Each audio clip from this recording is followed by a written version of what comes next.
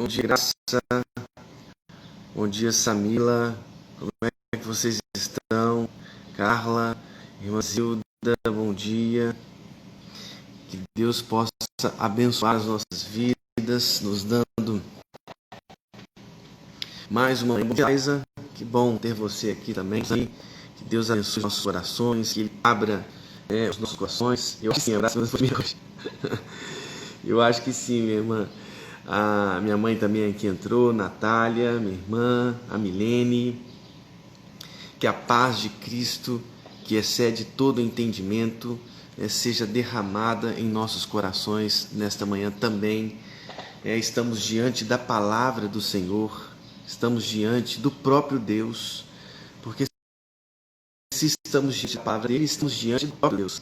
É Ele quem inspirou cada letra desta palavra para nos abençoar, nos edificar, construir um edifício forte em nossos corações. Que bom fundamento nós temos, a palavra de Deus. Alicerçar, construir a nossa vida, a nossa casa, com esse fundamento que são as palavras de Deus, as palavras de Cristo. Alicerçar nossa vida nessas palavras é fundamental. É importantíssimo. Nós vamos ler hoje a palavra de Deus. Eu já fixei. Bom dia, minha sogra também aqui entrou.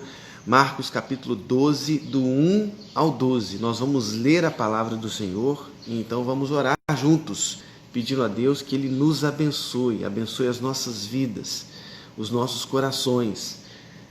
Eu queria dar uma notícia muito boa. O meu sogro, eu vi aqui a Cristina, o avô da minha esposa, o pai da Cristina, o seu Elias, está bem, graças a Deus, já está no quarto.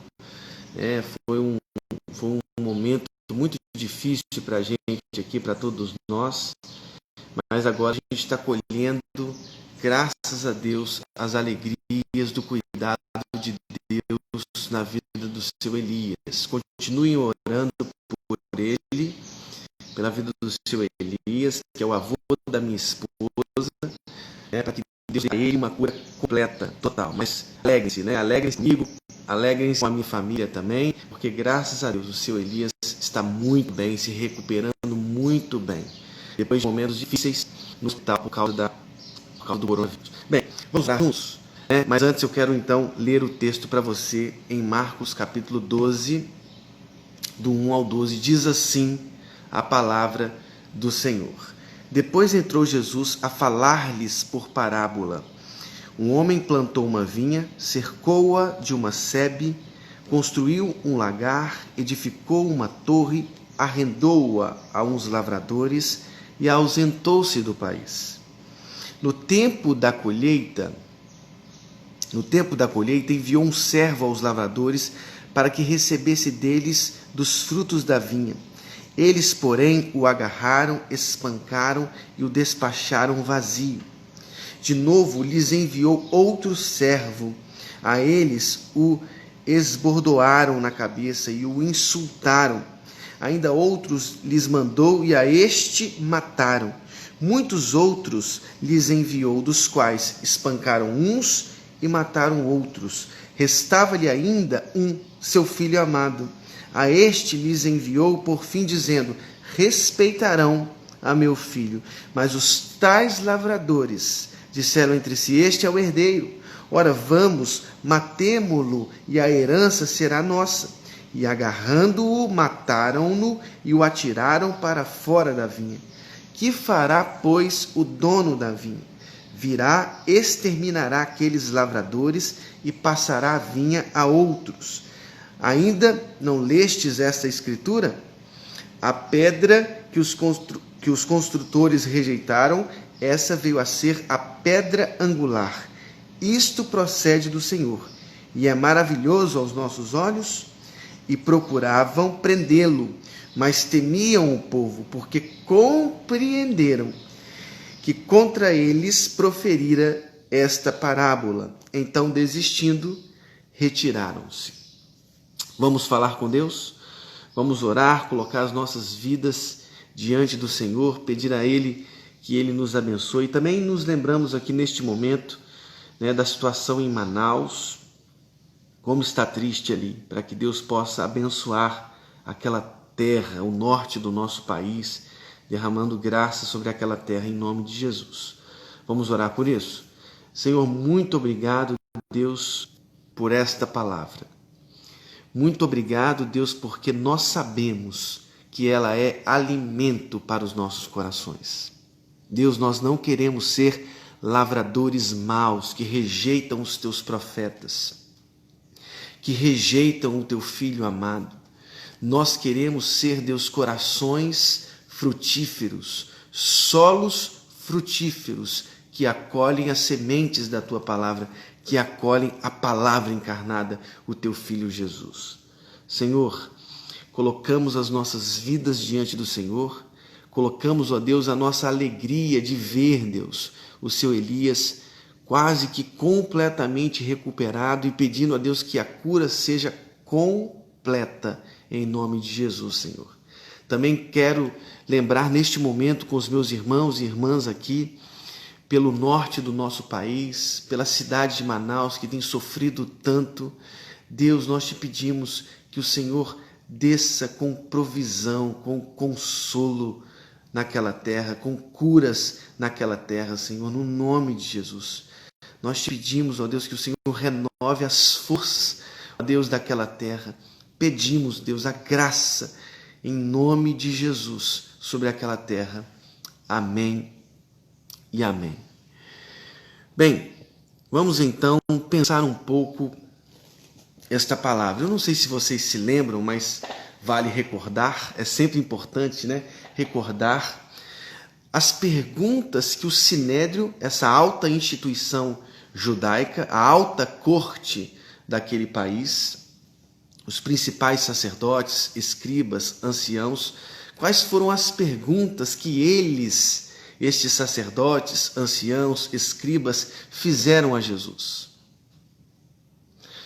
Eles perguntaram assim: com que autoridades fazes estas coisas? Com que autoridade? Né? Ou quem deu autoridade para as fazeres? E eu não sei se você se recorda, nós estudamos isso ontem, mas a contra-pergunta de Jesus, comum, aliás, peculiar na história de Cristo, nós pensamos algumas contra-perguntas que Cristo fez ao longo de seu ministério, e também era comum entre os rabinos a contra-pergunta que Cristo fez. Ele perguntou assim: o batismo de João era do céu ou dos homens? Respondei. Jesus pressionou aqueles, sim, que o interrogaram acerca da autoridade. Qual o fundamento de suas ações? Qual o fundamento de seus gestos proféticos, de derrubar a mesa dos cambistas, né, as cadeiras dos que vendiam pombas? Qual era de onde procedia? De onde provinha a autoridade de Jesus? Bem, é exatamente neste contexto que nós precisamos pensar esta parábola que Jesus propõe. Porque diz assim o verso 12, capítulo 12, no verso 1. Depois entrou Jesus a falar-lhes por parábola.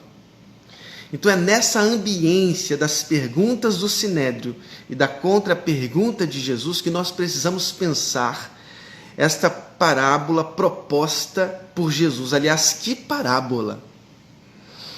Uma história muito eficaz para compreendermos o coração daqueles lavradores maus, daqueles anciãos, daqueles sacerdotes, daqueles escribas que assumiram o controle da vinha que é Israel. Que parábola peculiar para compreendermos a maldade que possuía o coração daqueles lavradores maus. Porque a história de Jesus, ela é basicamente assim. Existia um homem, nós estamos falando da mesma ambiência. Um homem, na história de Jesus, esse homem plantou uma vinha e esse homem tomou todas as ações para que aquela vinha fosse uma vinha frutífera. Que daquela vinha se extraísse o melhor fruto, o suco, o vinho. Sim, ele tomou todas as ações. Ele construiu, por exemplo, uma sebe, um muro, né, de pedras retiradas daquela terra rochosa. Ele construiu uma sebe, mas ele construiu um lagar, sim. Ele cavou um buraco, uma cova com 2 níveis, a fim de extrair o melhor vinho, o excelente vinho. Mas ele edificou uma torre, colocou vigias para que protegessem, para que estes protegessem a vinha, os frutos, a uva dos animais, dos ladrões. E depois de tudo isso, depois de construir uma sebe, de construir um lagar, de edificar uma torre, ele arrendou aquela vinha a certos lavradores. E só depois disso ausentou-se desse país. Agora observe bem, essa história é uma história peculiar, uma história bonita, eficaz para mostrar a maldade daqueles religiosos. Bem, ele arrendou a estes lavradores e no tempo da colheita, o que esse dono decidiu fazer? Ele passou a enviar servos. Gente, é muito claro isso, os servos são os profetas. Deus enviou servos, profetas, profecias claras para trazer de volta o seu povo aos mandamentos, às leis do Senhor, aos cuidados do Senhor, para deixar fanatismos, idolatrias, prostituição. Quantos foram os servos enviados por Deus, profetas, para trazer a nação de Israel, o povo de Deus, ao centro, a experiência real, frutífera da relação com Deus, a intimidade com o Pai. Quantos profetas foram enviados? Estes lavradores maus, com corações impetuosos, sim, muita maldade ocupava o coração destes lavradores. Eles mataram, espancaram estes servos. Quantos profetas sofreram, sim, nas mãos destes lavradores? Os sofrimentos de Jeremias, os sofrimentos de Oséias, os sofrimentos de Elias, profetas que sofreram nas mãos desses lavradores maus. Por fim, este que construiu uma sebe, um lagar, uma torre e arrendou a estes lavradores, pensou assim: eu vou enviar o meu filho amado. Ele decidiu enviar o seu filho pensando, bem, ao meu filho respeitarão. E ele enviou o seu filho ao mundo. Ele enviou o seu filho aos lavradores maus. Mas sabe o que estes fizeram? Pensaram, bem, este dono da vinha morreu. Ele enviou o herdeiro, é a nossa hora, vamos matar este herdeiro e a herança será nossa. Esta é a maldade desses lavradores. Eles mataram o filho e atiraram-no para fora da vinha. É interessante porque eles perceberam que esta parábola se referia a eles. Essa suprema corte, os anciãos, os escribas, os sacerdotes perceberam que esta parábola proposta por Jesus se referia a eles. Eram palavras frontais, confrontadores, aqueles que assumiram a liderança de Israel, o controle do templo em Jerusalém. Aqui nós percebemos nesta parábola as ressonâncias do profeta Isaías. Vocês se lembram de Isaías capítulo 5, eu leio para vocês esse texto, bonito esse texto, diz assim Isaías capítulo 5, agora cantarei ao meu amado, cântico do meu amado a respeito da sua vinha. O meu amado teve uma vinha, um outeiro fertilíssimo, sachou-a, limpou-a das pedras e a plantou de vides escolhidas, edificou no meio dela uma torre e também abriu um lagar. Ele esperava que desse uvas boas, mas deu uvas amargas. Agora, pois, ó moradores de Jerusalém, homens de Judá, julgai, vos peço entre mim e a minha vinha, que mais se podia fazer ainda a minha vinha que eu não lhe tenha feito? E como esperando eu que desse uvas boas, veio a produzir uvas bravas? Agora, pois, vos farei saber o que pretendo fazer à minha vinha. Tirarei a sua sebe para que a minha vinha sirva de pasto. Derribarei o seu muro para que seja pisada. torná-la-ei em deserto, não será podada nem sachada, mas crescerão nela espinheiros, abrolhos. As nuvens darei ordem que não derramem chuva sobre ela, porque a vinha do Senhor dos Exércitos é a casa de Israel, os homens de Judá. Vejam, palavras confrontadoras. Nós temos que entender isso. O confronto de Cristo através dessa parábola foi um confronto claro. Os lavradores, os vinhateiros, eram maus, eram homicidas. E ele pergunta: que fará, pois, o dono da vinha? A pergunta de Jesus: que fará, pois, o dono da vinha? O vinhedo, preste bem atenção, o vinhedo será dado a outros. Deus formará o povo da nova aliança. Deus formou o povo da nova aliança através do sangue, do sacrifício de Jesus, a igreja de Cristo, o povo de Deus. A igreja de Cristo é o povo de Deus. Os lavradores maus rejeitaram Cristo.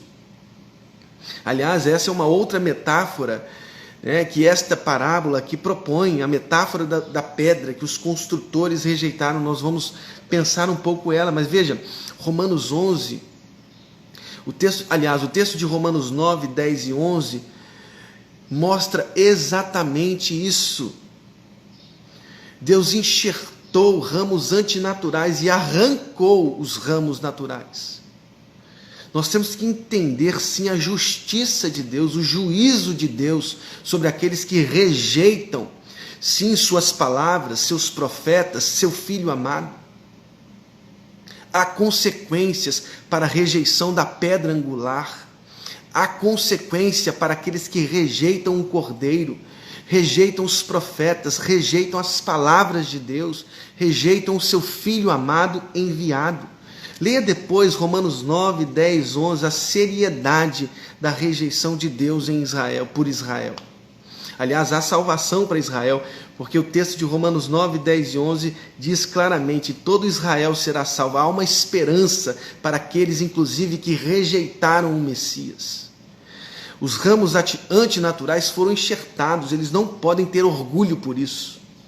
Baixar a bola, crer na justiça pela fé, na justificação pela fé, não são os nossos méritos, somos ramos antinaturais, mas mesmo assim, pelo amor de Deus, o amor de Deus provado na cruz, Ele nos enxertou, mesmo sendo nós antinaturais, e arrancou, por causa da teologia das obras dos judeus, arrancou Israel, arrancou os ramos naturais, para que através desse enxerto eles sentissem ciúme e lá na frente eles também tivessem salvação e terão, é o que a gente crê em nome de Jesus. Mas eles rejeitaram. Esta parábola, ela nos informa pelo menos duas coisas importantes. Primeiro, a autoridade que eles perguntaram de Jesus provinha, efluía, derivava de sua filiação. Jesus é o Filho de Deus. A autoridade de Cristo emana de sua filiação, sim. Deriva de sua filiação. Ele é o Filho de Deus. Segunda coisa, esta parábola nos informa os homicidas, os seus vinhateiros, que eles matariam. A sua fiação, através dessa parábola informa aqueles que já planejavam sua morte, que ele passaria pelo Calvário, que ele passaria pela cruz, que tudo estava na mão soberana de Deus sobre a história. Às vezes não entendemos o nosso tempo, mas nós precisamos compreender que à luz da palavra, nossa história, a sua história, está nas mãos soberanas do nosso Deus. Agora, há uma outra metáfora, não só a vinha, não só o construtor, não só os lavradores, para quem o dono arrendou a vinha. Há também a rejeição de uma pedra. A pedra que os construtores rejeitaram, essa veio a ser pedra angular. Sim, Jesus relembra o Salmo 118, 22. A pedra que os construtores rejeitaram, essa veio a ser a principal pedra angular. Sim, Cristo é a pedra, o fundamento, a pedra angular dessa nova construção, desta nova aliança, dessa igreja que congrega todos os povos, desta igreja que derruba os muros da segregação, do racismo, sim, dos preconceitos, e torna todos os povos um só corpo. Efésios 2, ele derruba os muros. Cristo é a pedra fundamental, a pedra angular. Através dele, a partir dele, sobre ele se constrói um novo edifício, um novo templo, um templo que congrega todos os povos, todas as nações, todas as línguas. Vocês se lembram da descida do Espírito Santo em Atos 2? Partos, medos, elamitas da Capadócia, da Frígia, da Ásia, ouviam em seu próprio dialeto as maravilhas do Evangelho. Sim, Deus em Cristo congregou na igreja todos os povos. A igreja é isso, é a derrubada de muros, é a derrubada dos preconceitos. Sim, não há homem nem mulher, não há escravo nem servo, não, nem livres, não há judeus nem gregos, sim, porque os muros são derrubados. E mais, a pedra que os construtores rejeitaram, morte de Cristo, tornou-se a pedra angular, ressurreição. A partir de sua morte e ressurreição, Deus edifica uma nova casa, uma casa para todas as nações. O templo falhou.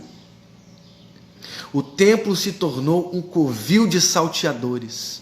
Sim, os lavradores falharam, agiam em seu próprio interesse. Usaram o templo para comercializar a fé. E como isso é comum hoje, usaram o templo para comercializar a fé. Tornaram a casa de oração para todos os povos em um covil de salteadores. Sim, a figueira infrutífera, amaldiçoada por Cristo, o templo falhou. Os lavradores falharam. Os lavradores tornaram-se homicidas. Agora, o rejeitado, o espancado, o assassinado tornou-se pedra angular de uma casa para todos os povos. No meio da dor pode surgir um rebento, o rebento de Jessé. No meio da dor, no meio do exílio, no meio do escárnio, no meio da perseguição, no meio das pandemias, dos terremotos, do terror, do medo, da depressão, do caos, pode surgir sim, a esperança. Novos céus, nova terra, o milênio, o reinado de Cristo. Cristo já reina soberanamente em nossas vidas. No meio do caos, no meio da dor, surge o templo. O verdadeiro templo, a igreja. Nós somos o templo do Espírito Santo de Deus. A igreja de Cristo é o templo do Espírito Santo de Deus. Que Deus possa abençoar as nossas vidas. As construções falharam, os tijolos falharam, tijolos, cimento falharam. Mas no meio dessa dor, da destruição do templo, não sobrará pedra sobre pedra. No meio dessa dor surge a igreja de Cristo, potencializada pela força do Espírito Santo, a igreja que congrega, derruba muros, derruba a indiferença. Sim, ela surge no meio da dor. Nós somos a igreja de Cristo. Que Deus abençoe a sua vida, que Deus abençoe a minha vida, que nós, igreja de Cristo, espalhemos o amor, a graça, sim, a ressurreição, a esperança, a ressurreição de todos os corpos, no nome de Jesus. Amém. Vamos orar? Deus, muito obrigado por sua palavra.